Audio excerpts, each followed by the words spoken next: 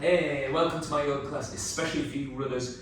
We are going to get started right away. So, cross-legged is good. I want you to just settle first.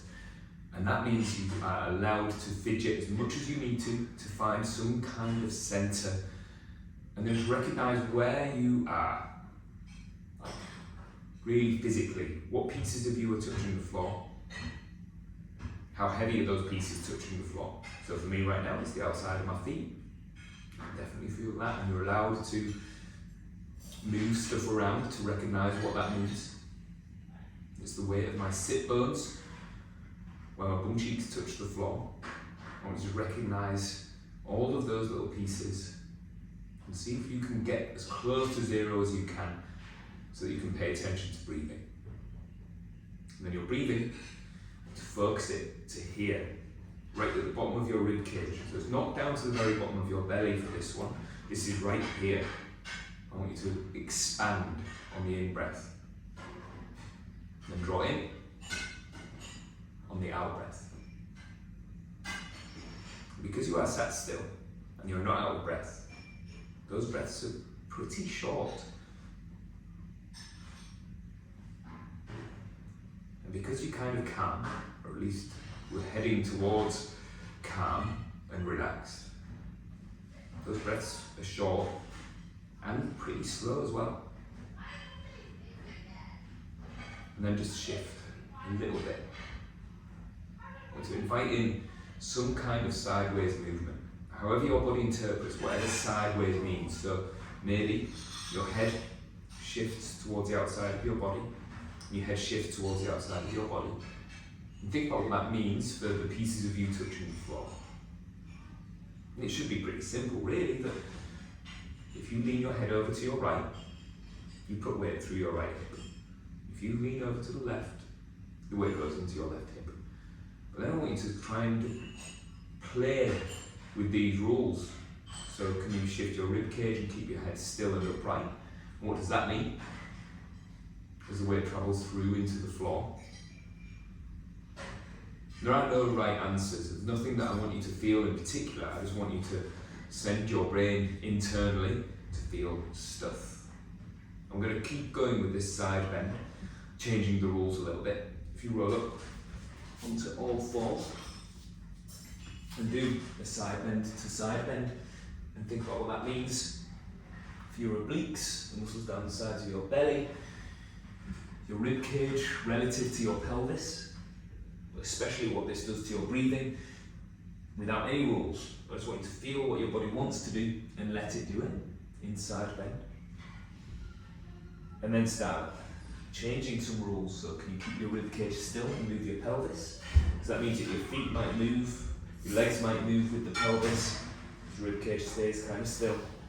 You shift pelvis from one side to the other. And then try and keep the pelvis still and move the rib cage. Think about this side bend again. And what I want you to start realizing is that side bending invites rotation. There's caveats to everything. There's examples of that not being true, but for the most part, whenever we do anything in our body sideways, some kind of rotation is invited. And the better we are at rotation, especially when it comes to running, maybe the better we can run. So let's play around with this from our feet then. So if you pick yourself up and settle yourself into all of the weight getting into your left foot. So I'm going to get all the weight in my left foot here and see what happens when I bend my knee. And then we're going to try and rotate with this. Tap the floor as often as you need to. So you've got a safety net in balance, that this floaty leg can do whatever, and then just turn your chest. I want you to follow that cue as bluntly as you can and pay attention to what happens, again, down to the floor. When you do big global stuff with all of our body, you can move your hands around and maybe even wrap your arms around you and see if you can still maintain some balance and see what that does. I want you to feel the dance of balance and then start thinking about side bending as well. But notice how maybe rotation comes into play with the side bend, and maybe side bending comes into play with rotation, and there are no rules. You can touch the floor as often as you like. I want you to play with this balance and see what happens. And then I'm going to give you some stuff to think about once we've had a little play on the other leg with the same task. So weight goes into the right foot now. Make all of that footprint heavy, really feel what's happening into the floor. We start with just rotation first, so showing your chest to either side of the room, breathing nicely, keep playing with finding this nice rotation, touch the floor if you feel like you're going to wobble, and then start playing in side bends and see what happens, and see where your hands want to go when you side bend, where your floaty leg wants to go, and maybe start to notice how your body will help you out into equilibrium if you just let it. And hopefully you can see that the system falls apart a little bit sometimes, but as long as you can learn from your mistakes. So I've had a few little wobbles, a few times touching the floor, and I've just kind of worked out a bit of a rhythm now, but I want to see whether I can find all of these different shapes. I want you to feel what happens into your footprint, and then we're going to swap legs and actually make this into running shaped balance. So all the way back onto your left foot again, make that heavy. I want you to pitch, almost falling forwards, so the weight comes into your forefoot, into the ball of your foot, into your big toe, and then tuck your heel under your bum, and see if you can show me your left shoulder. So floaty right leg, show me your left shoulder, and then just sit in this rotation and get all of the weight with this foot under the hip and this hip under the head.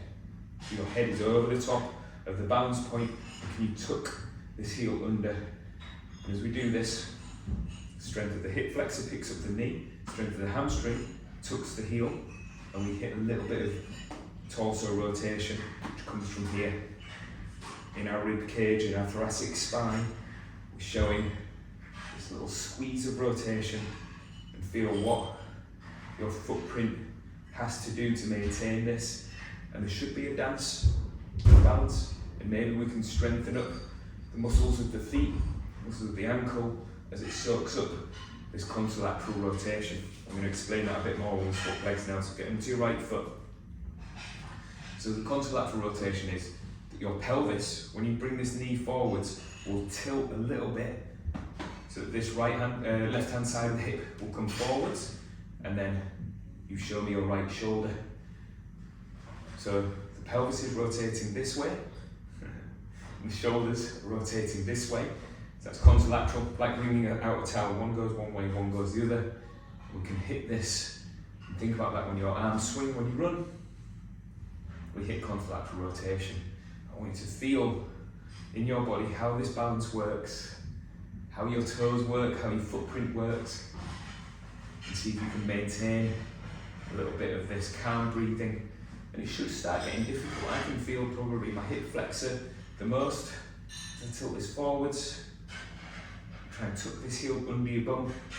I'm going to do it again on the other leg as well, just to test this theory a little bit, that this is the shape of running, that you've landed with a soft knee, very rarely got a locked knee in running. I want this heel to stay in line with the inside of the standing leg, and this draws up a line here and draws up. And see if you can imagine this as almost mid-air. Just as this foot hits the floor, we hit this shape, and see how much you can do this with this pelvis tilting forwards and the rib cage tilting this way. When we run, it's not quite as much of an exaggeration of this, but I'm quite happy to train in shapes a little bit larger than the sport that we're looking at, because that's all training is. Can I bring it back? Yes.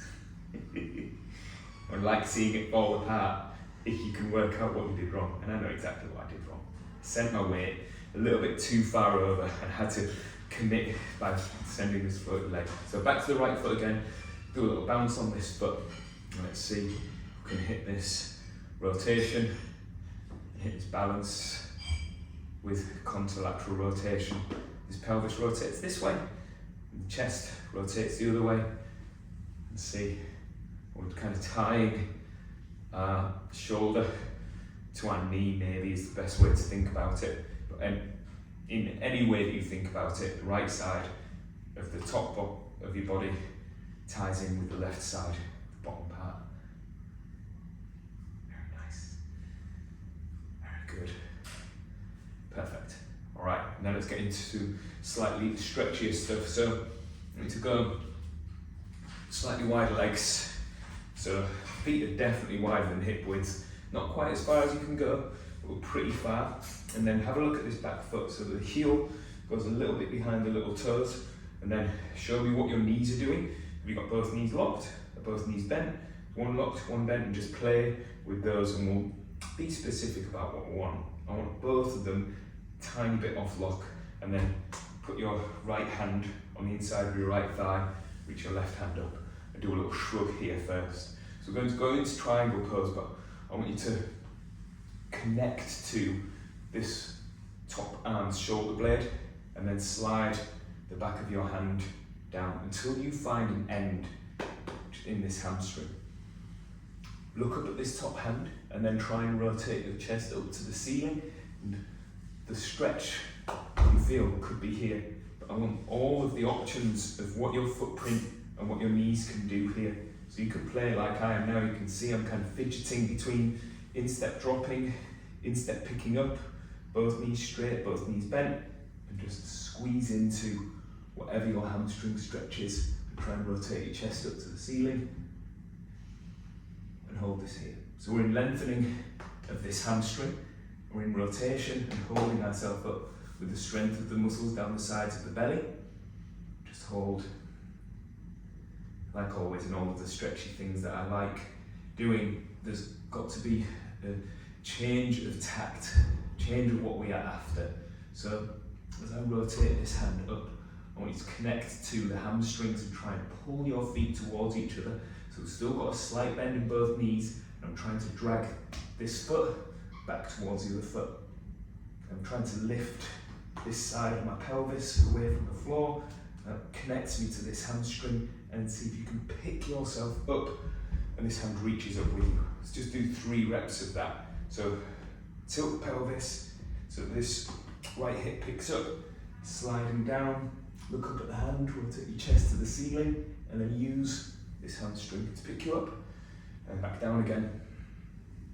Then use this hamstring to pick you up. Oh, that's exhausting. Okay, and then we'll swivel over to the other side. So feet much wider than hip width. This foot pointing this way with the left leg, and that right heel just behind little toes, and play around with footprint and knee positions. And remember that there's all of these options. I don't want you to just fall into locked knees, and I'll tell you about exactly what I want as we get there. So back of your hand against this leg, and reach this right hand up. Remember that this shoulder is reaching up and out, so it might look like a bit of a shrug, and then slide this hand down the inside of your thigh until we can find hamstring stretch here. It feels to me like I'm lifting this pocket up this way, and that pulls this hamstring just a little bit more. Remember to maintain some breath, maybe show your chest a little bit more. We hold this kind of passive stretch. Remember, this is quite hard work here, so you might need to think into the obliques, muscles in between the side of your ribs and the top of your pelvis. And those obliques are external and internal. Kind of look around after our organs. They can lift the weight of this upper body as well, so they need to be strong. And play a little bit with this footprint. Feel this stretch, reach this hand up, and then we'll start adding in some tension. So start dragging this front foot backwards and see if we can lift all the way up. And this hand reaches up. Notice how this floaty hand stays almost in line as it goes up. We've got one more little lift here. Find the stretch. Pick yourself back up from these hamstrings. And then let's go into half kneeling now as we bring it down to the floor. So let's just swap legs. I want you to go with your right leg back left leg forwards. Remember, you can always put a cushion under your knee if you like, with toes pointed backwards on this foot, and bring this front foot forwards so that your knee is over the top of your shin. Play around with the rotation of your pelvis here. So if your pelvis, I would say this is open, so you can see the back of my hips, back of my bum here. This is open between this front knee and the front of this pelvis. If I open this up and see what happens if you close it and then tuck your tailbone under and pull yourself forwards. So maybe you can get a little stretch on the hip flexor here. But this right pocket, so the kneeling legs pocket, has to be pulling forwards to find this, and then push into the floor a bit with your trailed foot, and see if you can live in a little hip flexor stretch here. And this is kind of coming back to our contralateral rotation talk, that in running we are often like this. So this is, I've got my left leg forwards, that means that this right hand has to come forwards with it, so we are opposites from top half to bottom half of the body. Just see if we can live in this little stretch in the hip flexor. And I'm going to go a bit deeper into this stretch as well. Into dragon pose. So if you bring your hands down, I like the knee on the outside of the shoulder for this one, but you are allowed to have your knee kind of rested on the shoulder here with the hands to the outside. We should go foot, hand, hand, tuck the toes under on this back foot, and then lift this back knee and sink down lower. If you feel like you tucked up too small, you can walk this back foot back a little bit if you like. And then play again with the rotation of the pelvis. Good. How straight this back knee is changes things too, so maybe you can straighten this knee up and sink a little bit more. Very good. Then float this knee down. We'll swap legs. So left foot forward, right knee back, toes pointing back, and then play around with the rotation of this again. So the rotation of your pelvis changes things. Maybe you need to walk this front foot forwards and rotate left hip forwards, tuck tailbone under, and pull your bum forwards a bit, and we can get into stretch down with this hip flexor. We're maintaining contralateral rotation again. If I'm really specific about this, I would say that your sternum, right down the middle of your chest, points in the direction of this front knee, and you should be able to be pretty calm and relaxed in the shoulder blades about this. Hold this and hold. Just breathe into being in this stretch down this hip flexor, and then we make this a little bit stronger. Bring your hands down, hands either side. Hands underneath your shoulders. So it goes hand, hand, foot, and then tuck the toes under on this back leg, straighten up this back knee. You can make yourself longer on the mat if you need to, and sink hips lower. And if this knee starts sagging down, maybe giving yourself space. So try and extend this knee, toes curled under on the back foot. Play around with the rotation again until we can find good information in hip extension and getting this trail leg behind us.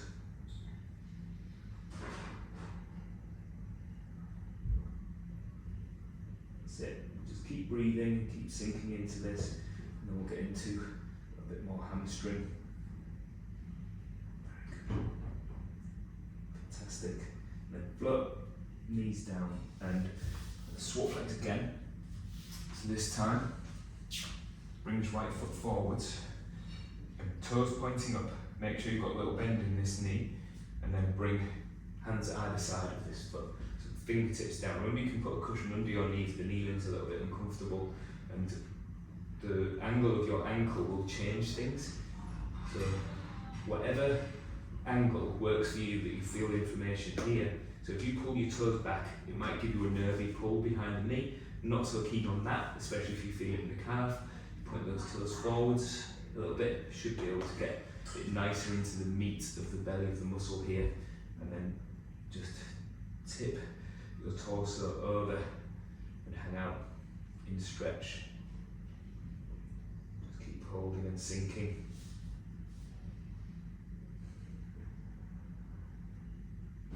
You might want to move hips around a little bit, and remember that the stretch of the hamstring is dependent on the tipping over of the pelvis. So it's not about how low your head goes or how low your chest goes, it's just about the tipping of this pelvis. So here, that is the same stretch to me as fingertips here, because this is an expression of my spine. It's the tipping of this pelvis that makes the stretch. As soon as I took my tailbone under, the attachment of the hamstring travels this way, that stretch is no longer there, so we're maintaining, pulling the sit bones away from the back of the knee as you sink into this. And then let's get strong. Drive heel down and imagine trying to pull the floor towards you with your heel. Keep pressing and pulling, pressing and pulling. So getting action and tension into this hamstring in the stretch. Amazing. Very good. And then swap legs. So that comes behind you and get into stretch on this left leg now. So remember, having a little bend in this knee is kind of preferred to me than having this knee locked out. So little soft bend and tip yourself forwards till fingertips come down. If you want to bring the floor up a little bit, put in a yoga block or some books or something underneath your hands might give you a bit more space, because it just makes more sense to me than kind of being a bit floaty up here like this. So we're tilting and tipping the pelvis over here. So the bottom of the pelvis travels back away from the knee to create this stretch response here. And don't get stuck with whatever you've decided on where this foot lives. This foot can go anywhere. And remember, the ankle angle can change your perception of what this stretch is and change the feeling in your body. So it could be toes forwards, could be knee turned out to the side. So all of these rotations make a difference. Settle. Try and tip the pelvis over into this stretch.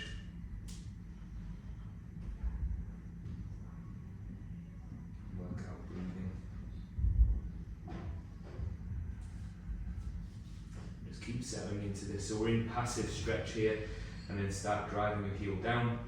Imagine trying to pull the floor towards you a little bit. So I'm creating tension in this hamstring, in the stretch.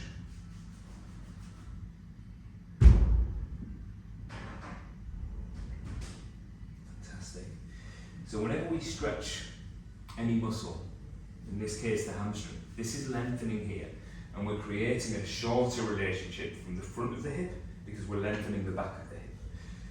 If you are as strong as you are flexible, then you earn that mobility. So after doing all of this pushing, if we bring you into seated like this, so you're sat up nice and tall, and you tip the pelvis up, which means trying to get your pelvis and coccyx to kind of rise up away from the floor. We're tilting over here. You can prop yourself up with your hands if you need to, and then just see if we can connect to the hamstrings via the hip flexors. So when you lift up your right leg, can you hold it up and fade it out? Lift up the left leg and swap between legs. Just realised I've been calling right for right, left for left, and then I swapped back to my usual in-person thing of mirroring. You know what I mean. Let's do alternating legs as we connect to this hip flexor. Because if this hip flexor owns your hamstring flexibility, then you win at having hamstrings because you are as strong at the front as you are flexible at the back. The problem that could come up here is that you start making this easier by tipping the pelvis back so that your hip socket has a bit more space to be able to lift. But I want to see if you can get into the hip flexor with this really upright pelvis, which means that you have to tip the pelvis over like this, and it does make it so much harder. I'm going to try and connect to this really well before getting some shoulder stuff. That's it. Amazing. And you see that I've started to lessen the height here, because I kind of am really strict to come here. As I get fatigued, I'm just quite happy to just connect and build up my relationship of sending the message to the front of the hip flexors to control the length of the hamstrings. Perfect. Alright, and then let's get into shoulder stuff. So if you go 90-90 like this, with your left leg forward, right leg back, just lean this hand out to the side. Show your palm to the wall away from you like this. I'm going to try and stretch the trapezius here. So as you pull your hands back, if you get a nervy feeling in your fingers, you can absolutely lessen that stretch by pointing your fingers forwards a little bit more. It's okay to feel inflammation. I'm not so happy if it's an aggressive feeling or a bit painful. So we can always back away. Bring your head away and then drop your hand down until you can feel the stretch down here from kind of behind your ear down the side of your neck. Remember that rotation and tucking of your chin, lifting of your chin will change this. It's okay to explore where this stretch feels useful down here, and then do a shrug and then reach back into this stretch. And do a shrug and reach back into the stretch. See if you can connect to breathing again. Remember, it doesn't have to be long breaths. That's it. Shrug, sink in, stretch, shrug, sink in, stretch. And then try a bit of rotation as well. Once you do that stretch, and you look down, look up, look down, look up. Cool. And then swap legs. So come over into 90-90. This left hand holding you up out to the side. Show your palm like this. And probably notice how different you are from side to side. I feel like I can pull my hand back much further on this side. Bring it down, bring it away until you find stretch. And then do a shrug. Reach back down, do a shrug, reach back down. I'm just searching around for nice feelings of stretching down the side of your neck. And it's the game of find it, lose it. In stretching, which I quite enjoy, that you can change one of your joints to lose the stretch and then re-find it again and play with all of these different options, depending on how much you tuck your chin, how much you lift your chin, all these rotations, until you understand exactly how these neck muscles, how your posture performs. There we go.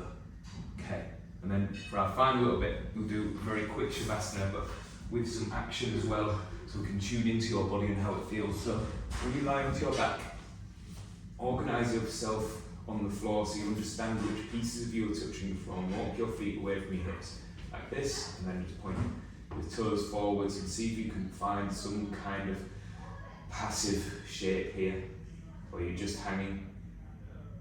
Breathe into your rib cage. Think about which pieces of you are touching the floor again, and then we're going to connect to hamstrings and posterior chains. Point your toes at about 45 degrees, so I've lifted the forefoot up a little bit, and then one foot at a time. I want you to drive your heel down and pull the floor towards your hip, and then fade it out. Try to do the heel down and pull the floor towards your hip, and then let it fade out. And just think about this journey from passive, or mostly passive, into a little bit of action as you pull this heel back and fade out, and the other heel pushes down and fades out.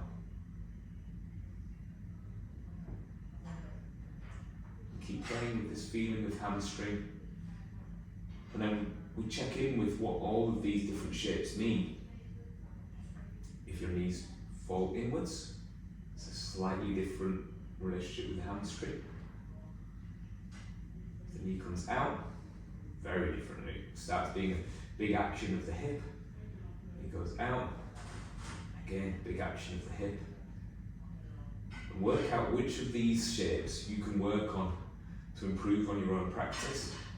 I think I need a little bit more knees in. As soon as I use my hips, my glutes, my body feels very happy to work super hard. I can feel this fatiguing just that bit quicker. Fantastic. And bring yourself up, back to cross-legged. Move round and settle. Thank you so much for hanging out with me for a very quick little yoga class based around running. I hope you enjoyed it. I'll see you soon. Bye.